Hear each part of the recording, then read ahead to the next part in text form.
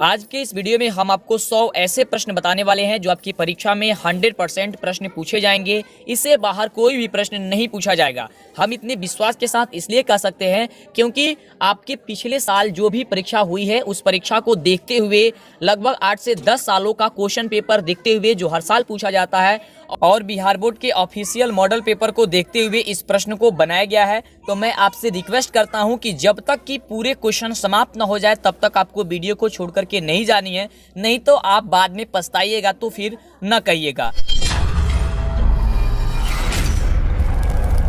तो अभी तक इस प्यारे से चैनल को सब्सक्राइब नहीं किए हैं तो जल्दी से सब्सक्राइब करें, तो ही आपको आगे से कोई भी वीडियो का नोटिफिकेशन मिल पाएगा। तो जल्दी से सब्सक्राइब करें, वीडियो को लाइक करें और दोस्तों में ज़्यादा से ज़्यादा शेयर करें। और आइए जानते हैं कि कौन कौन से जो ऐसे प्रश्न हैं जो आपकी परीक्षा में 100% पूछे जा सकते हैं। लेकिन उसके पहले आपको बहुत बड़ी जानकारी देने वाले हैं। पहले यह जानकारी समझ लीजिए, जैसा कि आपको हमने पहले बताया हुआ था कि आपको प्रत्येक सब्जेक्ट का हम 500 क्वेश्चन सब्जेक्टिव और ऑब्जेक्टिव मिलाकर के कराएंगे, जिसमें 300 जो क्वेश्चन रहेगा वो ऑब्जेक्टिव रहेगा और 200 जो क्वेश्चन रहेगा वो सब्जेक्टिव टाइप रहेगा। और इस तरह से हम आपको तैयारी कराएंगे कि आपकी परीक्षा में कोई भी प्रश्न आएगा तो उसे आप आसानी से बना दीजिएगा, आपको परेशानी किसी भी तरह की नहीं होगी, वह ऑब्जेक्टिव हो या सब्जेक्टिव है। तो यह जो आपका वीडियो है यह वीडियो 3 है, यानी कि 3 पार्ट है। और आज आपका 300 क्वेश्चन कंप्लीट हो जाएगा ऑब्जेक्टिव का। और इसके पहले वाला वीडियो आप नहीं देखे हैं, 200 प्रश्न कंप्लीट हो चुका है। आपको 2 पार्ट में, यानी कि एक पार्ट में 100 प्रश्न और एक पार्ट में फिर से 100 प्रश्न, तो वह 200 प्रश्न कंप्लीट हो गया। तो आप उस पार्ट को ज़रूर देखिएगा। इस वीडियो के डिस्क्रिप्शन में दे देंगे या आप जाकर के प्लेलिस्ट से देख सकते हैं या इस चैनल से आप ढूंढ करके देख सकते हैं। तो आइए फटाफट जानते हैं कि प्रश्न क्या कह रहा है। तो इसलिए यह 2 से 1 नंबर प्रश्न से स्टार्ट हो रहा है। तो आप घबराइएगा मत कि यह 200 प्रश्न 1 से क्यों स्टार्ट हो रहा है, यानी कि 201 से यह क्यों स्टार्ट हो रहा है। आप सारी चीजें समझ गए होंगे कि हम 300 क्वेश्चन आपको बोले हुए थे ऑब्जेक्टिव टाइप प्रत्येक सब्जेक्ट का। तो साइंस का कंप्लीट हो रहा है इस वीडियो में। और इसके बाद वाला जो भी सब्जेक्ट का आप नहीं देखे हैं एक एक करके जरूर देख लीजिएगा। तो देखिए क्वेश्चन कह रहा है, बहुत ही इंपॉर्टेंट क्वेश्चन है। कह रहा है क्वेश्चन 201 नंबर कि रक्त का थक्का बनाने में सहायक होता है। रक्त का जो थक्का बनता है वह उसमें कौन सहायक होता है? लाल रक्त कोशिका या श्वेत रक्त कोशिका या रक्त बिंबाणु या इनमें से कोई नहीं। यदि इसका उत्तर पता है पहले से तो आप फटाफट जल्दी से आप हमें बता दीजिए। चलिए आइए बता देते हैं इसका बिल्कुल सही उत्तर क्या होगा कि रक्त का थक्का बनाने में कौन सहायक होता है। तो रक्त बिंबाणु होता है, यानी कि ऑप्शन जो सी दिया गया है वो आपका बिल्कुल सही उत्तर है। ऑप्शन सी पे आएगा तो आप फटाफट क्या कर दीजिएगा, टिक या गोला लगा दीजिएगा। आइए बात करते हैं अगले नंबर क्वेश्चन पे कि अगला नंबर क्वेश्चन क्या कह रहा है। तो काफी इंपोर्टेंट प्रश्न है। देखिए प्रश्न कह रहा है कि पाचन क्रिया पूर्ण होती है। पाचन क्रिया जो होती है वह पूर्ण होती है अग्नाशय में, बड़ी आंत में, छोटी आंत में या ग्रसनली में। ये आपको फटाफट बतानी है।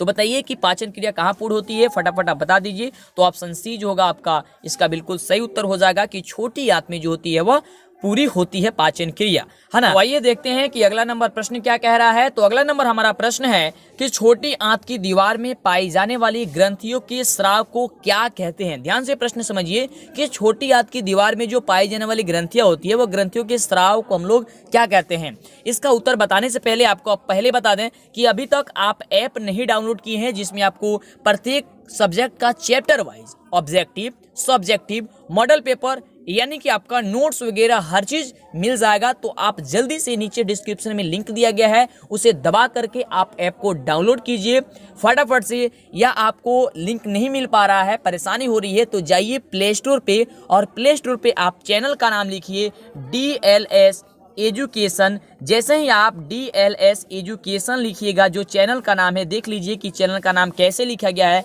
आप ऐसे लिख करके आप वहाँ पे जैसे ही सर्च कीजिएगा ऐप मिल जाएगी। या आप प्ले स्टोर पे मंटू सर लिखिएगा तो भी आपको ऐप मिल जाएगी, MANTUSIR।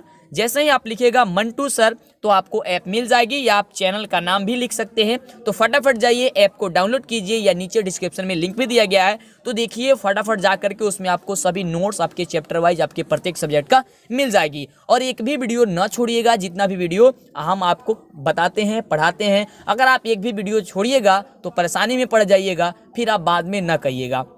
चलिए तो आइए जानते हैं इसका उत्तर क्या होगा। ऑप्शन ए कह रहा है आंत्रस, ऑप्शन बी कह रहा है कि सक्स एंटीरिकस, ऑप्शन सी कह रहा है कि जठरस और ऑप्शन डी कह रहा है कि ए एवं बी दोनों। तो यहाँ पे देखिए, यहाँ पे ए और बी दोनों नहीं होगा, यहाँ पे ए और सी दोनों होगा, यानी कि ऑप्शन जो है ए नंबर और ऑप्शन जो है सी नंबर, ये आपका बिल्कुल सही उत्तर होगा। यहाँ पे सी की जगह जो है वहाँ पे बी टाइप हो गया है, तो आप यहाँ पे इसे ध्यान से सही कर लीजिएगा कि ए एवं सी दोनों होगा, यानी कि आंत रस और जठर रस। चलिए अगले नंबर प्रश्न की बात करते हैं। काफी इंपोर्टेंट प्रश्न और काफी आसान प्रश्न है।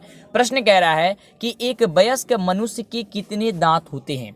एक नौजवान, वयस्क का मतलब होता है नौजवान जो मनुष्य होते हैं उसके कितने दांत होते हैं, तो आपको तो पता ही है कि 32 दांत होते हैं, यानी कि ऑप्शन जो होगा वह सी नंबर इसका बिल्कुल सही उत्तर होगा। चलिए अगले नंबर प्रश्न की ओर बढ़ते हैं, देखते हैं अगला नंबर प्रश्न क्या कह रहा है। अगला नंबर प्रश्न है कि मछलियों के हृदय में कोष्ठकों की संख्या होती है, यानी कि मछलियों की जो हृदय होती है उसमें कोष्ठकों की संख्या कितनी होती है, 2, 3, 4 या केवल एक होती है, आपको ये बतानी है।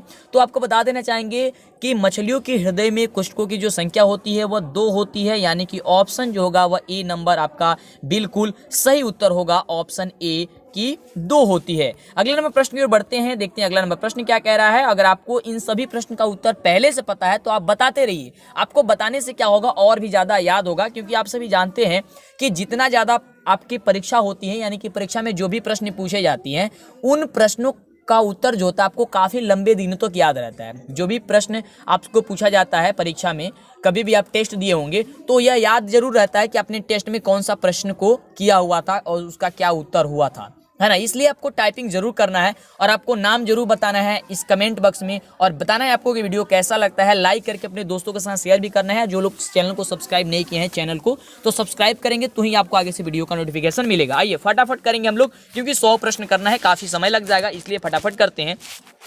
प्रश्न कह रहा है, केवल आपको हम उत्तर बताएंगे। प्रश्न कह रहा है ऑप्शन अब नहीं पढ़ेंगे क्योंकि समय लग जाएगा, फटाफट हम लोग जान लेते हैं। प्रश्न कह रहा है कि स्वाद कलिकाएं पाई जाती है। तो देखिए, स्वाद जो कलिकाएं होती है वो जीभ की ऊपरी सतह पर पाई जाती है, यानी कि ऑप्शन जो होगा वह बी नंबर आपका बिल्कुल करेक्ट उत्तर होगा, इसे आप याद कर लीजिएगा।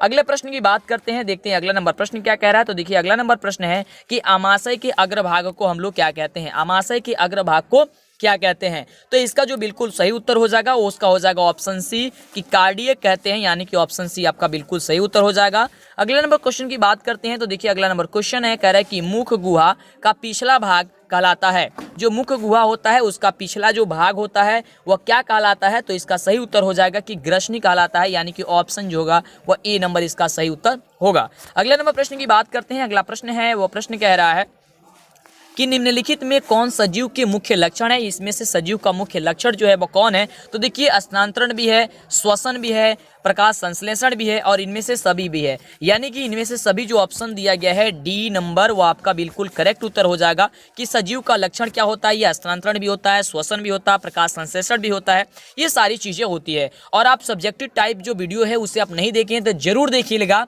है ना। इस वीडियो के डिस्क्रिप्शन में हम आपको कोशिश करेंगे उसका लिंक दे देने के लिए, सबका प्लेलिस्ट का, या वीडियो के प्लेलिस्ट जहाँ पे डीएलएस एजुकेशन लिखा हुआ है उस पर एक बार जैसे ही क्लिक कीजिएगा तो आपको ऊपर होम वीडियो प्लेलिस्ट लिखा हुआ आएगा। तो प्लेलिस्ट पे जाकर के आप 10th क्लास के प्लेलिस्ट में जाकर के देखिएगा, अपने चैप्टर को अपने ये इस चीज़ को सब्जेक्ट को जाकर के आप उसमें देख लीजिएगा कि कौन कौन सब्जेक्ट है, और उसमें सब्जेक्ट में आपको बहुत सारे वीडियो है और जो भी नई वीडियो है वो आपको लगातार ही अपलोड कर दी जा रही है। चलिए अगला जो क्वेश्चन है वो क्वेश्चन कह रहा है कि छोटी आंत एवं बड़ी आंत के जोड़ों पर पाई जाने वाली एक छोटी नलीनुमा संरचना को हम लोग क्या कहते हैं। ध्यान से पहले क्वेश्चन को एक बार और समझ लीजिए कि छोटी आंत एवं बड़ी आंत के जोड़ पर पाई जाने वाली एक छोटी नलीनुमा रचना को हम लोग क्या कहते हैं। तो आपको बता देना चाहेंगे इसका जो बिल्कुल सही उत्तर हो जाएगा वह इसका सही उत्तर हो जाएगा ऑप्शन ए कि सिक्कम कहते हैं, यानी कि ऑप्शन जो होगा वह ए नंबर बिल्कुल सही उत्तर हो जाएगा। चलिए अगले नंबर प्रश्न की बात करते हैं। तो अगला नंबर जो प्रश्न है वह प्रश्न कह रहा है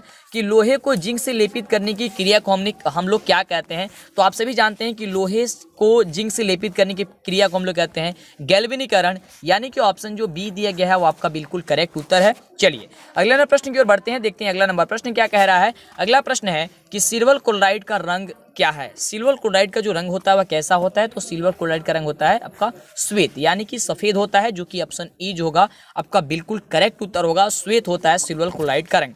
और आप हमारे फेसबुक, इंस्टाग्राम, टेलीग्राम, ट्विटर सबसे जरूर जुड़ जाइएगा, क्योंकि अगर आप नहीं जुड़े हैं तो आपको काफ़ी परेशानी होगी, है ना। तो फटाफट आप जुड़ जाइएगा, वहाँ पे आपको न्यूज़ या टेस्ट वगैरह है तो टेलीग्राम पे हम कराते रहते हैं, तो आप जरूर जुड़ जाइएगा। नीचे डिस्क्रिप्शन में टेलीग्राम का लिंक है, या आप DLS एजुकेशन जाकर के सर्च कीजिएगा तो आपको मिल जाएगी। आगे बात करते हैं अगले नंबर प्रश्न की। तो अगला नंबर प्रश्न कह रहा है कि जस्ता तथा तनु हाइड्रोक्लोरिक अम्ल की अभिक्रिया के फलस्वरूप निम्न में से कौन सा गैस बनता है? जस्ता तथा तनु हाइड्रोक्लोरिक अम्ल की अभिक्रिया के फलस्वरूप निम्न में से कौन सा गैस बनता है? तो आपको बता देना चाहेंगे कि वो बनता है हाइड्रोजन, यानी कि H2, जो कि आपका ऑप्शन जो हो जाएगा वह सी नंबर आपका बिल्कुल सही उत्तर होगा। चलिए अगले नंबर प्रश्न की बात करते हैं। तो अगला नंबर जो प्रश्न है वह प्रश्न कह रहा है कि निम्नलिखित में से कौन एक दहन अभिक्रिया है? दहन अभिक्रिया इसमें से कौन है? तो देखिए पेट्रोल का जो जलना है वह एक प्रकार की दहन अभिक्रिया है, यानी कि ऑप्शन सी जो होगा आपका बिल्कुल सही उत्तर होगा। अगले नंबर क्वेश्चन की बात करते हैं। तो अगला देखिए क्वेश्चन काफी इंपोर्टेंट क्वेश्चन है, कई बार पूछा गया है। कह रहा है प्रश्न कि साग सब्जियों को विघटित होकर के कंपोस्ट बनना किस प्रकार की उदाहरण होती है? तो देखिए ये होती है उष्माक्षेपी, यानी कि ऑप्शन जो बी दिया गया है आपका बिल्कुल करेक्ट उत्तर है, सही उत्तर है। अगले नंबर प्रश्न की बात करते हैं। अगला प्रश्न है, कह रहा है कि निम्न में से कौन सा उत्पाद लेड नाइट्रोट को गर्म करने पर प्राप्त होता है? तो देखिए लेड नाइट्रोट को गर्म करने पर प्राप्त होता है NO2 और O2 प्राप्त होता है, यानी कि ऑप्शन जो होगा वह डी नंबर आपका करेक्ट उत्तर हो जाएगा। इसे आप याद जरूर कर लीजिएगा, काफी इंपोर्टेंट प्रश्न है। अगला जो प्रश्न है वो प्रश्न कह रहा है कि निम्न में से कौन सही है, यानी कि इसमें से सही जो दिया गया है उसमें से कौन है? तो देखिए इसमें जो सही है वो आपका ऑप्शन बी है कि Na2CO3 इंटू 10H2O, जो कि धोवन सोडा का ये चीज है, धोवन सोडा का ये सूत्र है, तो याद कर लीजिएगा। और ये प्रश्न में पूछा भी जाता है कि धोवन सोडा का सूत्र क्या होता है, तो याद कर लीजिए कि Na2CO3 इंटू 10H2O होता है। अगले नंबर प्रश्न की बात करते हैं। देखिए अगला नंबर प्रश्न काफी इंपोर्टेंट प्रश्न है, आप जानते भी होंगे। प्रश्न कह रहा है कि निम्नलिखित अभिक्रिया में अपघटन की अभिक्रिया है कौन है? अपघटन की इसमें से अभिक्रिया जो है वह कौन है?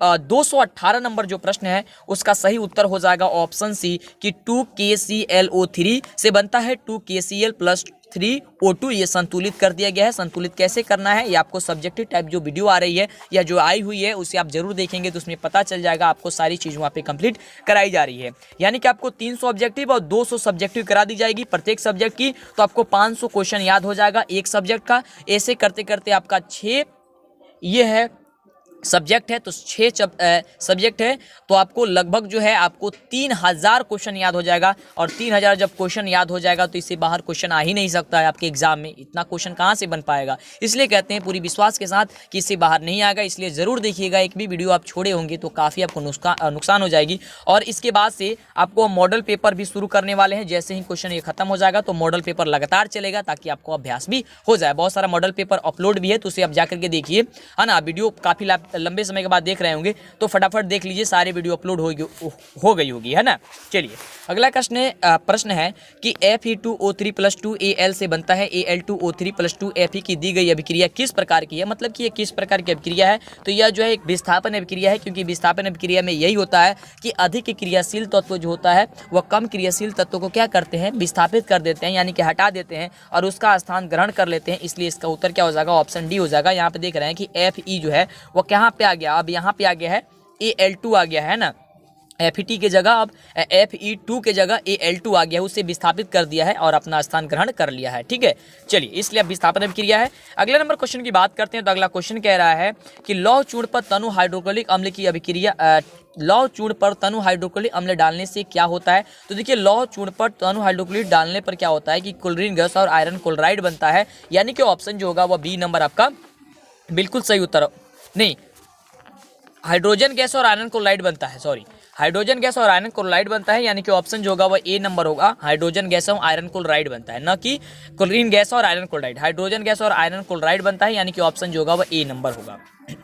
चलिए अगले नंबर प्रश्न की बात करते हैं। तो अगला नंबर प्रश्न कह रहा है कि निम्न में से कौन अर्धचालक नहीं है, यानी कि इसमें से कौन जो है वो अर्धचालक नहीं है? तो पारा जो है वो अर्धचालक नहीं है, यानी कि ऑप्शन सी इसका बिल्कुल सही उत्तर होगा। पारा जो है क्या है? एक चालक है। चलिए अगले नंबर प्रश्न की बात करते हैं। अगला नंबर प्रश्न क्या कह रहा है, तो अगला जो प्रश्न है वो कह रहा है कि वोल्ट प्रति एम्पियर प्रदर्शित करता है, यानी कि वोल्ट प्रति जो एम्पियर है वो किसको प्रदर्शित करता है आपको ये बताना है।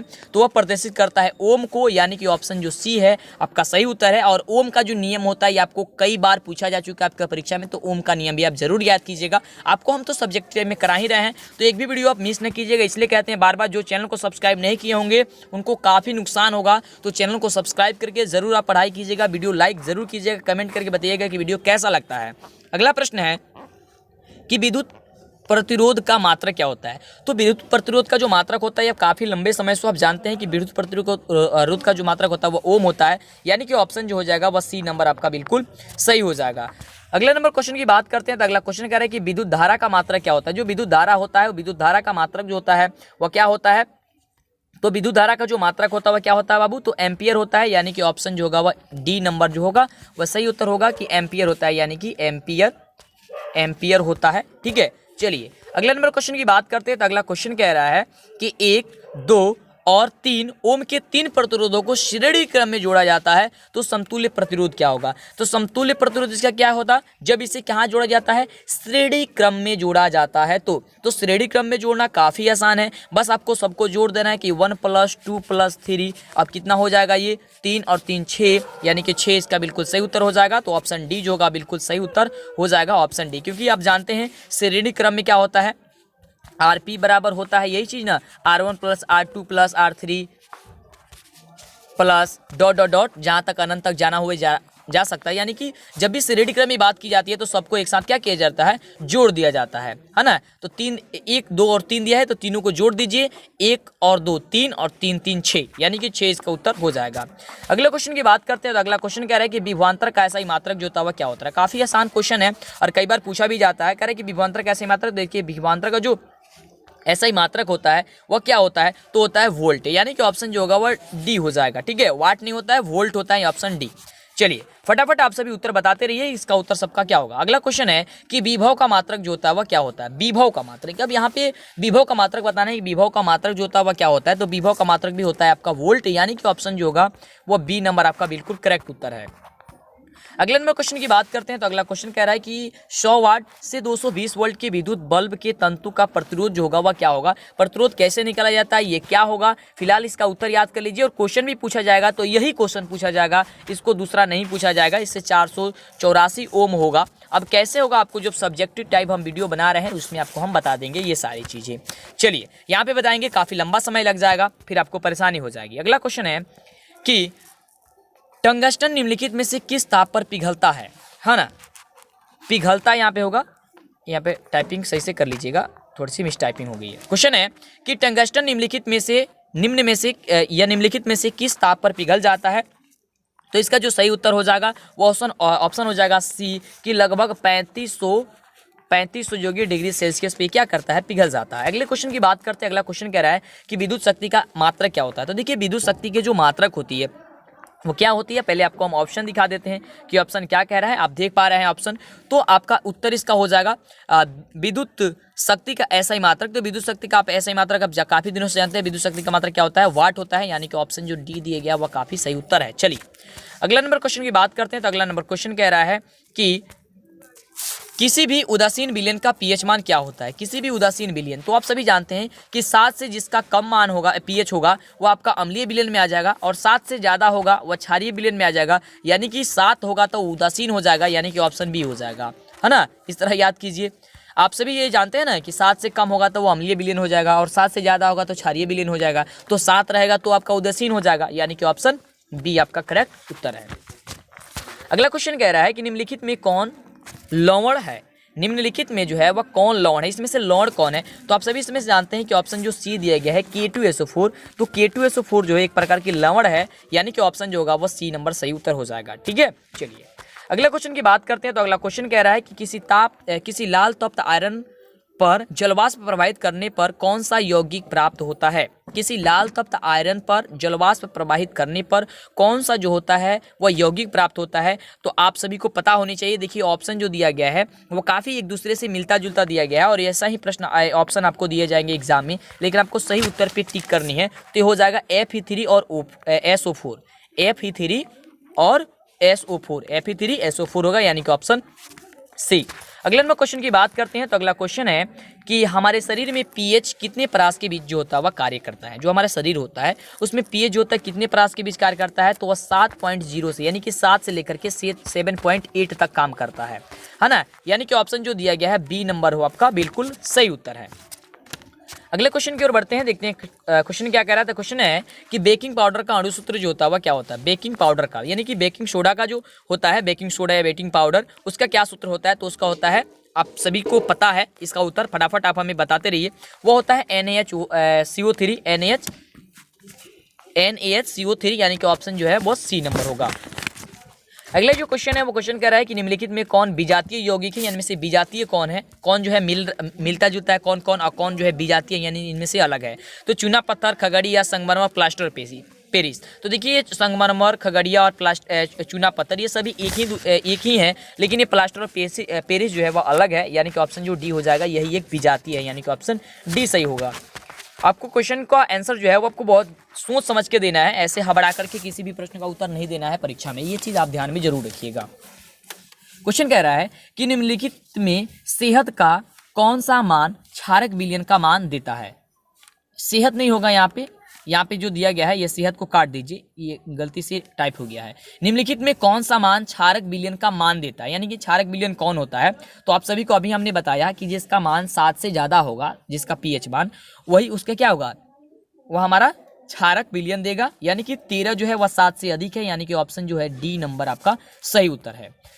अगले क्वेश्चन की बात करते हैं। तो अगला जो क्वेश्चन है, क्वेश्चन कह रहा है कि निम्नलिखित अम्लों में से कौन प्रबल अम्ल है। इसमें से जो कौन है वो एक प्रकार की प्रबल अम्ल है। तो आप सभी जानते हैं इसमें से प्रबल अम्ल जो है वो ऑप्शन सी है, यानी कि सल्फ्यूरिक अम्ल जो है आपका प्रबल अम्ल है, यानी कि ऑप्शन सी। अगला नंबर क्वेश्चन की बात करते हैं। तो क्वेश्चन कह रहा है कि निम्नलिखित में कौन क्षारक नहीं है। इसमें से कौन जो है वह क्षारक नहीं है, KOH या NaCl या AlOH के होल थ्रेस या ZNO, इसमें से कौन जो है वह एक प्रकार की क्षारक नहीं है। तो आपको बता देना चाहेंगे इसका जो सही उत्तर हो जाएगा वो आपका हो जाएगा क्या चीज़, ऑप्शन बी हो जाएगा, यानी कि NaCl जो है आपकी क्षारक नहीं है, वो एक प्रकार की लवण है, यानी कि ऑप्शन बी जो होगा आपका बिल्कुल करेक्ट उत्तर होगा, ऑप्शन बी। चलिए अगला नंबर क्वेश्चन की बात करते हैं। अगला नंबर जो क्वेश्चन है वो क्वेश्चन कह रहा है कि निम्नलिखित क्षारकों में कौन प्रबल क्षारक है। निम्नलिखित में जो है वो कौन जो है वो क्या चीज़ है, तो प्रबल क्षारक है। तो प्रबल क्षारक जो है इसमें से क्या हो जाएगा, ऑप्शन बी हो जाएगा कि NaOH हो जाएगा, क्या हो जाएगा, ऑप्शन बी NaOH हो जाएगा। ठीक है, चलिए अगला नंबर प्रश्न की ओर बढ़ते हैं और देखते हैं कि हम सभी का अगला नंबर प्रश्न क्या कह रहा है। तो प्रश्न है कि हार्मोन स्रावित होता है। हार्मोन जो है स्रावित होता है, वह किससे स्रावित होता है। तो आपको बता देना चाहेंगे इसका जो सही उत्तर हो जाएगा वो हो जाएगा ऑप्शन ए कि अंतःस्रावी ग्रंथि से ही स्रावित होता है, यानी कि ऑप्शन ए जो होगा आपका सही उत्तर होगा। अगला जो क्वेश्चन है वो क्वेश्चन कह रहा है कि ग्वाइटर अथवा घेंघा पनपता है, मतलब कि जो घेंघा होता है, घेंघा रोग और ग्वाइटर किसकी कमी से होता है, मतलब कैसे पनपता है, तो आयोडीन की कमी से पनपता है। ये सभी आप जानते हैं पहले से ही, यानी कि ऑप्शन बी जो है आपका सही उत्तर हो जाएगा, ऑप्शन बी, आयोडीन की कमी से। अगला जो क्वेश्चन है वो क्वेश्चन कह रहा है कि थायरॉक्सिन का स्रवण कहाँ होता है। जो थायरॉक्सिन है वो थायरॉक्सिन का जो स्रवण है वह कहाँ होता है, इसका आपको जवाब देनी है। तो इसका उत्तर हो जाएगा ऑप्शन ए की थायराइड से ही होता है थायरॉक्सिन का स्राव, यानी कि ऑप्शन ए जो होगा आपका काफी सही उत्तर हो जाएगा। ये जो भी प्रश्न आपके एग्जाम में पूछे जाएंगे ध्यान से आपको, जैसे कि पहले आपको वीडियो के स्टार्टिंग में ही बता चुके हैं सारी बातें, तो जो लोग वीडियो के स्टार्टिंग से नहीं देख रहे हैं, कहीं कहीं से देख रहे हैं, तो ऐसा ना करें, आप स्टार्टिंग से ही देखें। ठीक है, चलिए अगला क्वेश्चन है कि मानव में डायलिसिस थैली है। जो मानव में डायलिसिस थैली होती है वह डायलिसिस थैली जो है वो कौन है, तो इसका उत्तर क्या हो जाएगा, ऑप्शन बी नंबर की न्यूरॉन हो जाएगी, क्या हो जाएगी, ऑप्शन बी न्यूरॉन। अगला जो क्वेश्चन है क्वेश्चन कह रहा है कि भोजन का पचाना किस प्रकार की अभिक्रिया है। भोजन की जो पचाना है वह किस प्रकार की एक अभिक्रिया है, ये आपको ये बतानी है। तो ये आपकी अभिक्रिया है उपचयन अभिक्रिया, यानी कि ऑप्शन जो होगा वह ए नंबर इसका सही उत्तर होगा।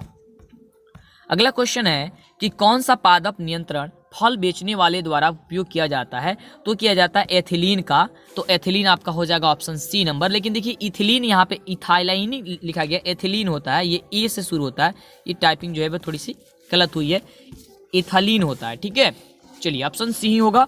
अगला जो क्वेश्चन है वो क्वेश्चन कह रहा है कि वह संरचना जो उद्दीपन की पहचान कराती है वह कहलाती है। उद्दीपन की पहचान कराती है वह जो है वह क्या कहलाती है, आपको ये बतानी है। तो वह कहलाती है ग्राही, यानी कि ऑप्शन जो होगा वह ए नंबर आपका सही होगा।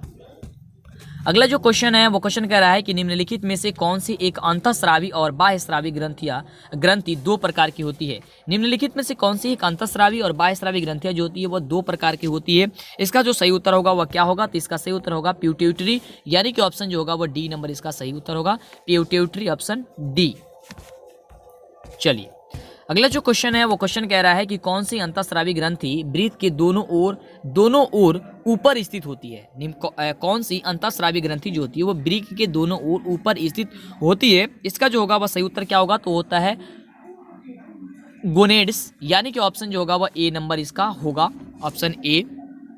चलिए अगले नंबर प्रश्न की बात करते हैं। अगला प्रश्न जो है वह कह रहा है कि जीवों में ध्वनि ग्रहण करने के लिए संवेदी अंग कौन सी है। जीवों में ध्वनि ग्रहण करने के लिए, तो ध्वनि ग्रहण करने के लिए इसका जो संवेदी जो अंग है वो कौन है, तो श्रवणग्राही है, यानी कि ऑप्शन जो है वह सी जो दिया गया है वो आपका सही उत्तर हो जाएगा, ऑप्शन सी श्रवणग्राही। अगला जो क्वेश्चन है वो कह रहा है कि अमलगम एक मिश्र धातु है जिसमें एक धातु हमेशा रहता है। मतलब अमलगम जो है वो एक मिश्र धातु है जिसमें से हमेशा एक धातु जो रहता है वो कौन ऐसा धातु है जो हमेशा जो है वो रहता है। तो इसका जो सही उत्तर हो जाएगा वह क्या हो जाएगा, तो इसका सही उत्तर हो जाएगा ऑप्शन सी की पारा, है ना, ऑप्शन सी। अगले नंबर क्वेश्चन की बात करते हैं। तो अगला क्वेश्चन कह रहा है कि निम्नलिखित में से कौन सा पदार्थ ऑक्सीजन से संयोग नहीं करता, यानी कि ऑक्सीजन से जो है वह संयोग नहीं करता है। तो ऑक्सीजन से संयोग जो है वो आपको गोल्ड नहीं करता, यानी कि सोना जो है वह नहीं करता है, यानी कि ऑप्शन जो होगा वह बी नंबर सही होगा। अगला क्वेश्चन कह रहा है कि कौन विद्युत का सर्वोत्तम चालक होता है। तो विद्युत का जो सर्वोत्तम जो चालक होता है वह एजी होता है ना, जैसे आप जानते हैं सिल्वर, यानी कि ऑप्शन जो हो जाएगा वह बी नंबर हो जाएगा। अगले क्वेश्चन की बात करते हैं। अगला क्वेश्चन कह रहा है कि बॉक्साइट निम्नलिखित में से किस धातु का मुख्य अयस्क होता है। तो बॉक्साइट जो होता है वह एल्युमिनियम का मुख्य अयस्क होता है, यानी कि ऑप्शन जो है वह डी नंबर इसका सही उत्तर होगा। अगला क्वेश्चन है कि निम्नलिखित में से कौन उपधातु है, यानी कि इसमें से जो उपधातु है वह उपधातु जो है इसमें से कौन है, तो वह है आपका ऑप्शन डी नंबर की एस बी। अगले नंबर क्वेश्चन की बात करते हैं। अगला क्वेश्चन कह रहा है कि शुद्ध सोना को व्यक्त किया जाता है। तो देखिए शुद्ध सोना जो है वह 24 कैरेट में व्यक्त किया जाता है, यानी कि ऑप्शन जो होगा वह बी नंबर सही होगा। अगले क्वेश्चन की बात करते हैं। तो कह रहा है क्वेश्चन कि पीतल है, मतलब पीतल क्या है, तो पीतल एक मिश्र धातु है, यानी कि ऑप्शन सी हो जाएगा, ऑप्शन सी। अगले नंबर क्वेश्चन की बात करते हैं। अगला क्वेश्चन कह रहा है कि निम्नलिखित में से किसी चाकू से काटा जा सकता है। तो लिथियम को जो है वह चाकू से काटा जा सकता है, यानी कि ऑप्शन जो ए दिए गए है वह आपका सही उत्तर है। अगला क्वेश्चन है कि निम्न में से कौन आयनिक यौगिक है। इसमें से जो है वो कौन जो है एक आयनिक यौगिक है। तो आयनिक यौगिक इसमें के ClCl2 जो दिया गया है वो एक प्रकार की आयनिक यौगिक है, यानी कि ऑप्शन जो सी दिया गया है वो आपका आयनिक यौगिक है। अगला जो क्वेश्चन कह रहा है कि निम्न में से कौन अधातु है। इसमें से अधातु की पहचान करनी है कि इसमें से अधातु जो है वह कौन है। तो इसमें से आपका अधातु जो हो जाएगा वो आपका हो जाएगा क्या चीज़, कार्बन, क्योंकि कार्बन जो है आपका क्या है, अधातु है, ठीक है, यानी कि ऑप्शन सी, ऑप्शन बी। अगला क्वेश्चन है कि विद्युत फ्यूज विद्युत धारा के किस सिद्धांत पर कार्य करता है, आपको ये बताना है। विद्युत फ्यूज जो होती है विद्युत धारा के किस सिद्धांत पर कार्य करता है, आपको ये बतानी है। और आप जानते हैं कितना इंपॉर्टेंट क्वेश्चन है, बहुत ही ज़्यादा ये इंपॉर्टेंट क्वेश्चन है, तो आप याद करके जरूर रखिएगा। और आपके इसी साल शायद ये सप्लीमेंट्री बोल रहे हैं, ये सेंटर परीक्षा में ये क्वेश्चन को पूछा गया था। आप याद कीजिए जब आप सेंटर परीक्षा दिए हुए थे इसमें पूछा गया था। तो विद्युत फ्यूज होती है वो उसमें प्रभाव पे कार्य करती है, यानी कि ऑप्शन जो ए दिया गया है वो आपका सही उत्तर हो जाएगा। अगला जो क्वेश्चन है कह रहा है कि 1 किलोवाट घंटा किसके बराबर होता है। जो 1 किलोवाट घंटा होता है वो किसके बराबर होता है, आपको ये बताना है। तो देखिए 1 किलोवाट घंटा होता है 3.6 × 10⁻⁶ जूल के बराबर होता है, यानी कि ऑप्शन जो होगा वह सी नंबर होगा। अगले नंबर क्वेश्चन की बात करते हैं। तो अगला क्वेश्चन कह रहा है कि विद्युत घंटी किस प्रभाव पर कार्य करती है। ये भी क्वेश्चन आपके एग्जाम में पूछा गया था। तो विद्युत घंटी जो विद्युत चुंबकीय प्रभाव पर कार्य करती है। तो देखिए जो क्वेश्चन लिया गया है ना ये काफी इंपॉर्टेंट क्वेश्चन। देखिए हमने आपको क्वेश्चन लिया लेकिन ये क्वेश्चन कहाँ था, आपको पूछा गया है। अब आपको पता चल गई होगी कि हाँ लगता है कि सच में जो बता रहे हैं आप वो बिल्कुल सही उत्तर है, सही क्वेश्चन है कि आपकी परीक्षा में पूछे जा सकते हैं। 100% गारंटी है कि यही सभी आएगा, 100% लड़ेगा। अगला प्रश्न है कि लघुपतन के समय परिपथ में विद्युत धारा का मान होता है। लघुपतन के समय परिपथ में विद्युत धारा का जो मान होता है वो कितनी होती है, ये आपको इस चीज़ के बारे में बतानी है। तो देखिए यहाँ पे ऑप्शन जो दिया गया है वो उसके अनुसार हो जाएगा ऑप्शन सी कि विद्युत धारा में जो लघुपतन के समय क्या होता है, विद्युत धारा में जो होती है वो बहुत अधिक बढ़ जाता है, यानी कि ऑप्शन जो है वो सी नंबर आपका सही उत्तर हो जाएगा। अगला क्वेश्चन है कि डायनोमो का सिद्धांत आधारित है। 265 नंबर क्वेश्चन है कि डायनेमो का जो सिद्धांत है वो आधारित है, और एक काफ़ी इंपॉर्टेंट क्वेश्चन है, कई बार पूछा गया। वैसे तो इसमें का जो भी प्रश्न है सभी इंपॉर्टेंट प्रश्न है, लेकिन उसमें से भी एक बहुत ज़्यादा प्रश्न पूछा जाता है बार बार, वो उससे भी ज़्यादा, तो इसलिए काफ़ी इंपॉर्टेंट है और इस साल पूछे जाने की 100% संभावना है। इसका उत्तर हो जाएगा ऑप्शन बी कि प्रेरित विद्युत पर डायनेमो का कार्य जो सिद्धांत आधारित है। नहीं, ऑप्शन जो होगा वो ए नंबर से होगा। इसका ऑप्शन ये होगा कि विद्युत चुंबकीय प्रेरण पर आधारित है डायनेमो का जो सिद्धांत है। ये ऑप्शन जो होगा वो ए नंबर ही होगा। चलिए अगला जो क्वेश्चन है, क्वेश्चन कह रहा है कि डायनेमो से किस प्रकार की धारा जो होती है वह प्राप्त होती है, दृष्ट धारा, प्रतिवर्ती धारा या दोनों धारा या इनमें से कोई नहीं। जो डायनेमो होती है उससे किस प्रकार की जो होती है वो धारा जो है वो क्या होती है, प्रदर्शित होती है। तो इसका उत्तर जो हो जाएगा वो ऑप्शन ए नंबर ही हो जाएगा कि डिस्ट धारा ही क्या होती है, धारा प्राप्त होती है, यानी कि ऑप्शन ए। अगला जो क्वेश्चन है वो क्वेश्चन कह रहा है कि विद्युत बल्ब में कौन सी गैस भरी जाती है, और काफी इंपॉर्टेंट क्वेश्चन है। तो विद्युत गैस में जो होती है वो निष्क्रिय गैस भरी जाती है, यानी कि ऑप्शन जो सी दिया गया है वो आपका सही उत्तर है। अगला क्वेश्चन कह रहा है कि भारत में उत्पादित प्रतिवर्ती विद्युत धारा की आवृत्ति जो होती है वो कितनी होती है। प्रतिवर्ती विद्युत धारा की जो आवृत्ति होती है वो कितनी होती है। तो देखिए प्रतिवर्ती धारा की आवृत्ति की यदि हम बात करते हैं तो लगभग में 50 हर्ट्ज होती है, यानी कि 50 ऑप्शन जो ए दिया गया है वो आपका सही है ना। चलिए अगला क्वेश्चन है कि हमारे देश में विद्युमन्य तार एवं उदासीन तार के बीच कितना विभवांतर होता है, लगभग की कितना विभवांतर होता है। तो आपको बता देना चाहेंगे कि इनके बीच जो होती है वो कितनी विभवांतर होती है। तो लगभग 220 वोल्ट होती है, यानी कि 220 वोल्ट ऑप्शन जो दिया गया है सी नंबर आपका सही उत्तर है। अगला क्वेश्चन है कि विद्युतमन्य तार किस रंग का होता है। जो विद्युतमन्य तार जो होता है वह किस रंग का होता है। तो इसका उत्तर हो जाएगा ऑप्शन सी की काला रंग का होता है। अगला प्रश्न की बात करते हैं तो अगला प्रश्न है कि सक्रियता श्रेणी में हाइड्रोजन के ऊपर धातु होते हैं। सक्रियता श्रेणी में हाइड्रोजन के ऊपर जो धातु होते हैं वो कौन से होते हैं। तो हो जाएगा अम्लों से अभिक्रिया कर हाइड्रोजन गैस बनाते हैं, यानी कि ऑप्शन बी। अगला नंबर क्वेश्चन की बात करते हैं तो अगला क्वेश्चन कह रहा है कि उच्च विद्युतीय धनात्मकता के कारण धातु के परमाणु बनाते हैं। मतलब कि उच्च विद्युतीय धनात्मकता के कारण जो धातु होते हैं और धातु के परमाणु जो होते हैं क्या बनाते हैं। इसका जो सही उत्तर क्या हो जाएगा, तो धनायन बनाते हैं, यानी कि ऑप्शन जो होगा वह ए नंबर इसका हो जाएगा। अगला नंबर क्वेश्चन की बात करते हैं तो अगला क्वेश्चन जो है वह कह रहा है कि धातु के ऑक्साइड सामान्यतः होते हैं। जो धातु के ऑक्साइड होते हैं वह सामान्यतः क्या होते हैं, आपको ये बतानी है। तो धातु का ऑक्साइड लगभग क्या होते हैं, क्षारीय होते हैं, यानी कि ऑप्शन बी। अगला जो क्वेश्चन है, क्वेश्चन कह रहा है कि अयस्क से चुंबकीय अशुद्धियों को दूर करने के लिए जो विधि का प्रयोग की जाती है उसे क्या कहते हैं। तो चुंबकीय पृथक्करण विधि कहा जाता है। ये क्वेश्चन भी आपके परीक्षा में पूछा गया था, यानी कि ऑप्शन जो होगा वह डी नंबर आपका सही उत्तर होगा। अगला नंबर जो क्वेश्चन है कह रहा है कि सल्फाइड अयस्कों को सांद्रण किया जाता है। ये भी काफी इंपॉर्टेंट है, शायद ये भी क्वेश्चन आपके सेंटर परीक्षा में पूछा गया था और ये क्वेश्चन काफी इंपॉर्टेंट। तो फेन उत्प्लवन विधि, यानी कि ऑप्शन सी।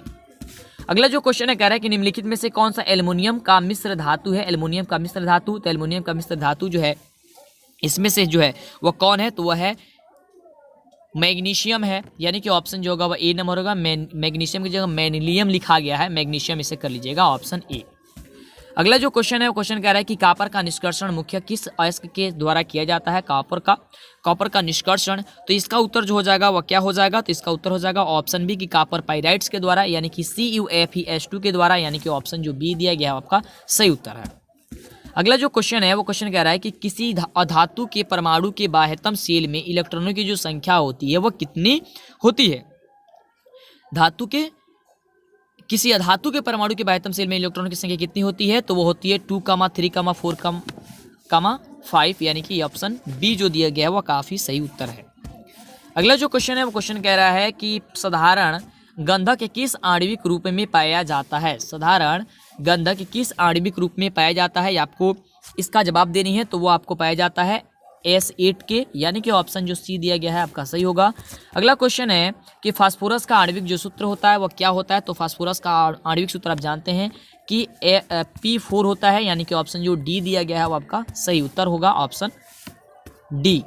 अगला क्वेश्चन है कह रहा है कि सोना निम्नलिखित में से किस द्रव में घुल जाता है। सोना जो होता है वह अम्ल राज में घुल जाता है, यानी कि ऑप्शन जो होगा वह ए नंबर आपका सही उत्तर हो जाएगा कि अम्ल राज में वो घुल जाता है। अगला जो क्वेश्चन है कह रहा है कि तने द्वारा कायिक प्रवर्धन होता है। जो तना है उसके द्वारा कायिक जो प्रवर्धन होता है वह किस में होता है, आपको इसका जवाब जो है वो देनी है। तो ये हो जाएगा इनमें से सभी में, यानी कि पुदीने में, हल्दी में, अदरक में, यानी कि ऑप्शन डी। अगला क्वेश्चन कह रहा है कि खंडन द्वारा जनन होता है। जो खंडन होता है, खंडन द्वारा जनन किससे होता है। तो सितारा मछली से, यानी कि ऑप्शन जो बी होगा आपका सही उत्तर हो जाएगा। अगला क्वेश्चन है, क्वेश्चन कह रहा है कि कायिक प्रबंधन संभव होता है, कायिक जो प्रबंधन होता है वह कहाँ पे जो होती है वह संभव होता है, आपको ये बताना है। तो जैसे हम बात करते हैं कायिक प्रबंधन की, तो यहाँ पे उपयुक्त सभी हो जाएगा, सभी के द्वारा, इनके जड़ के द्वारा भी, तना के द्वारा भी, पत्ती के द्वारा भी होता है। अगला क्वेश्चन है कि तने पर अपस्थानिक कलियां पाई जाती है, अपस्थानिक कलियां पाई जाती है तने पर, तो किस में होती है, जैसे कि पुदीने में या आलू में या बरफिलियम में या इनमें से सभी में, इसमें क्या होगा, आपको इसका जवाब देनी है। तो ये हो जाएगा आपको आलू में, यानी कि ऑप्शन जो हो जाएगा वो बी नंबर जो दिया गया है। अगला जो क्वेश्चन है वो क्वेश्चन कह रहा है कि मुकुलन द्वारा अलैंगिक जनन जो होता है वो किस में होता है, तो मुकुलन द्वारा अलैंगिक जनन किस में होता है, हाइड्रा में होता है, यानी कि ऑप्शन ए हो जाएगा। अगला जो क्वेश्चन है, क्वेश्चन कह रहा है कि अलैंगिक जनन मुकुलन द्वारा होता है, तो देखिए अलैंगिक जनन मुकुलन द्वारा होता है, ईस्ट में भी होता है, यानी कि ऑप्शन जो होगा बी नंबर इसके अनुसार हो जाएगा, ऑप्शन के अनुसार इसमें बी होगा। अगला क्वेश्चन है, कह रहा है कि निम्न में से कौन मानव में मादा जननतंत्र का भाग नहीं होता है, मानव में मादा जननतंत्र का भाग नहीं होता है, मानव में मादा जननतंत्र, तो देखिए शुक्रवाहिका जो है मानव में मादा जननतंत्र का भाग नहीं होता है, यानी कि जो ऑप्शन होगा वो आपका क्या होगा, ऑप्शन जो होगा आपका ऑप्शन सी नंबर जो होगा आपका सही उत्तर होगा। चलिए अगले नंबर क्वेश्चन की बात करते हैं। अगला नंबर क्वेश्चन कह रहा है कि परागकोश में होते हैं, परागकोश में क्या होते हैं, देखिए परागकोश में परागकण होते हैं, यानी कि ऑप्शन डी जो है वो होता है। तो अभी तक जो लोग भी लाइक नहीं किए प्लीज लाइक जरूर कीजिएगा, चैनल पे पहली बार आए सब्सक्राइब जरूर कीजिएगा जो लोग नहीं किए हैं, और दोस्तों में भी शेयर कर दीजिए फटाफट। क्वेश्चन कह रहा है कमेंट करके बताइए वीडियो कैसा लगा हुआ है, और जो जिस भी प्रश्न का उत्तर आपको पता है बताते रहिए। क्वेश्चन कह रहा है कि गतिशील जनन कोशिका को नर युग्मक तथा जिस जनन कोशिका में, अच्छा ये क्वेश्चन जो है इसमें ये गलती टाइपिंग हो गया है, इसे आप छोड़ दीजिए। 290 नंबर जो प्रश्न है ये टाइपिंग ही गलत हुआ है, इसे आप छोड़ दीजिए। चलिए अगला नंबर प्रश्न की ओर बढ़ते हैं। अगला प्रश्न कह रहा है कि एड्स रोग का प्रमुख कारण है, तो एड्स रोग जो होता है वह असुरक्षित यौन के संपर्क से होता है, जब असुरक्षित होता है यौन उसके से होता है, यानी कि ऑप्शन जो होगा वह ए नंबर हो जाएगा। अगला क्वेश्चन है, कह रहा है कि चींटी के डंक और नेटल के डंक में कौन सा अम्ल पाया जाता है, तो देखिए चींटी के डंक और नेटल के डंक में जो होता है वह मेथोनोइक अम्ल पाया जाता है, और इसे एक और नाम से जाना जाता है फॉर्मिक अम्ल के नाम से, तो फॉर्मिक अम्ल भी दिया गया होगा वह भी सही होगा, या मेथोनोइक अम्ल दिया गया तो वो भी सही है, यानी कि मेथोनोइक अम्ल ऑप्शन में दिया गया। ऑप्शन के अनुसार अगर आपके एग्जाम में मेथोनोइक अम्ल की जगह अगर फॉर्मिक अम्ल दे देता है तो फॉर्मिक अम्ल आपका सही होगा, लेकिन यहाँ पे आपको मेथोनोइक अम्ल दिया था तो मेथोनोइक अम्ल ही सही होगा। अगला क्वेश्चन है, क्या कह रहे हैं कि दांतों का क्षय कब से प्रारंभ हो जाता है, प्रारंभ का मतलब होता है शुरू हो जाता है, दांत का जो क्षय होता है वो कब से जो होता है वह शुरू हो जाता है, कितना पीएच मान जो होता है, तो देखिए लगभग मुंह का जो पीएच मान हो वह 5.5 से कम होने पर उसका जो होता है वह क्षय होना शुरू हो जाता है, यानी कि ऑप्शन बी।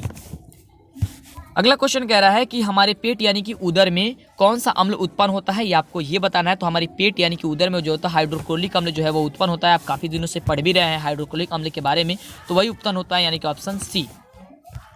अगला क्वेश्चन है कि हाइड्रोक्लोरिक अम्ल एवं सोडियम को हाइड्रोक्साइड के विलयन की अभिक्रिया से उत्पन्न लवण को क्या कहते हैं हम लोग। क्वेश्चन एक बार और सुनिए कि हाइड्रोक्लोरिक अम्ल एवं सोडियम हाइड्रोक्साइड के विलयन की अभिक्रिया से उत्पन्न लवण को हम लोग क्या कहते हैं, इसके बारे में आपको बतानी है। तो इसका जो सही उत्तर हो जाएगा हाइड्रोजन क्लोराइड, यानी कि ऑप्शन ए।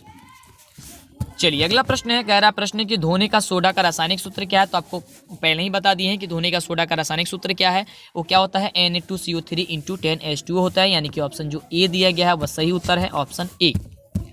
अगला जो क्वेश्चन है, कह रहा है कि बेकिंग सोडा का रासायनिक नाम जो होता है क्या होता है, तो बेकिंग सोडा का रासायनिक जो नाम होता है वह क्या होता है कि सोडियम हाइड्रोजन कार्बोनेट होता है, यानी कि ऑप्शन बी होता है। अब अगला नंबर क्वेश्चन की बढ़ते हैं। अगला नंबर जो क्वेश्चन है वो क्वेश्चन कह रहा है कि बेकिंग सोडा का रासायनिक सूत्र क्या होता है, तो यहाँ पे को हिंदी में आपको इसका इसके रासायनिक यहाँ पे सूत्र पूछ दिया, और इसके पहले क्या था रासायनिक नाम, तो रासायनिक नाम था और यहाँ पे सूत्र पूछ दिया, तो सूत्र हो जाएगा क्या चीज़ NaHCO3, यानी कि ऑप्शन सी हो जाएगा। चलिए अगला नंबर प्रश्न कह रहा है कि जल की अस्थायी कठोरता को हटाने के लिए किसका उपयोग किया जाता है, तो जल की अस्थायी कठोरता को दूर करने के लिए हम लोग धोने का सोडा का उपयोग करते हैं, यानी कि ऑप्शन बी हो जाएगा। यानी कि जब आप साबुन या सर्फ को जब आप घोलते हैं तो वह पानी देखिएगा बहुत ही ज़्यादा क्या होता है उसकी कठोरता दूर हो जाती है, वो लगभग मुलायम जैसा लगने लगता है। अगला क्वेश्चन है, और लास्ट क्वेश्चन है और आपका ऑब्जेक्टिव का यह पार्ट जो है वह समाप्त होने वाली है पूरे 300 क्वेश्चन का। तो क्वेश्चन कह रहा है कि सोडा अम्ल अग्निशामक में किसका उपयोग किया जाता है। तो इसका जो सही उत्तर हो जाएगा ऑप्शन नंबर डी हो जाएगा कि कैल्शियम बाइकार्बोनेट हो जाएगा। और आपका यह 300 क्वेश्चन समाप्त हुआ। फटाफट लाइक कीजिए। अब आपको जो आप सब्जेक्टिव नहीं देखें, सब्जेक्टिव टाइप प्रश्न यानी कि 200 प्रश्न आपको सब्जेक्टिव कराना है इसी किस चीज़ का, इसका साइंस का ही। तो यानी कि 300 क्वेश्चन ये हो गया और 200 क्वेश्चन हो तो 500 क्वेश्चन आपका कंप्लीट हो जाएगा। तो 500 क्वेश्चन आप पूरा देख लीजिएगा। 500 क्वेश्चन में से ही पूछा जाएगा, 500 क्वेश्चन से ज़्यादा में से आपको नहीं पूछा जाएगा। यही सही प्रश्न आपकी एग्जाम रहेगी। बहुत बहुत धन्यवाद आप सभी को वीडियो देखने के लिए। पहले लाइक कीजिए, चैनल पर पहले मैंने सब्सक्राइब करके दोस्तों में शेयर कीजिए। बहुत बहुत धन्यवाद आपका।